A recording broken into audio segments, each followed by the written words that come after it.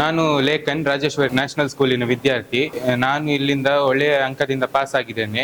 ನಮಗೆ ಇಲ್ಲಿ ಟೀಚರ್ಸ್ ಅವರೆಲ್ಲ ಒಳ್ಳೆಯ ರೀತಿಯಾಗಿ ಕಲಿಸ್ತಿದ್ರು. ಎಲ್ಲ ಟೀಚರ್ಸ್ಗಳೆಲ್ಲ ಫ್ರೆಂಡ್ಲಿ ಆಗಿ ಎಲ್ಲ ಡೌಟ್ಗಳನ್ನೆಲ್ಲ ಸಾಲ್ವ್ ಮಾಡಿಸ್ತಾ ಇದ್ರು.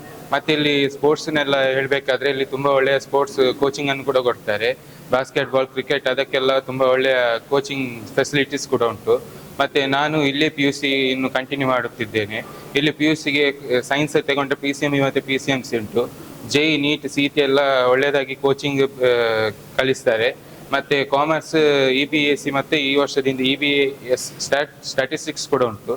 ಮತ್ತೆ ಅದಕ್ಕೆ ಕಾಮರ್ಸ್ ಅಲ್ಲಿ CA ಮತ್ತು CS ಕೋಚಿಂಗ್ ಕೂಡ ಹೋದ ವರ್ಷ ತುಂಬಾ ಚೆನ್ನಾಗಿ ಮಾಡಿಸ್ತಿದ್ರು. ನನ್ನ ಹೆಸರು ಇಲ್ಲ, ನಾನು ರಾಜೇಶ್ವರಿ ನ್ಯಾಷನಲ್ ಸ್ಕೂಲ್ನ ವಿದ್ಯಾರ್ಥಿ.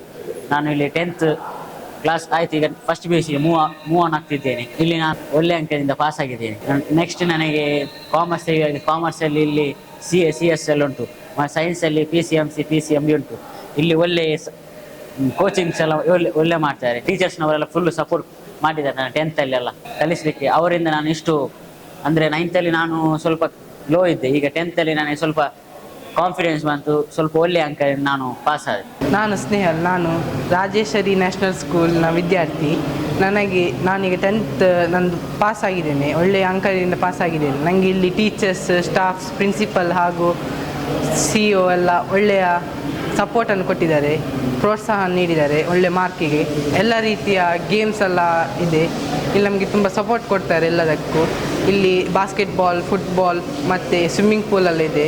ಈಗ ನಾನು 10th ಆಗಿ ಒಳ್ಳೆ ಅಂಕವನ್ನು ಪಡೆದಿದ್ದೇನೆ. ಮುಂದೆ ನಾನು PUCಗೆ ಇಲ್ಲೇ ಜಾಯ್ನ್ ಆಗ್ತೇನೆ.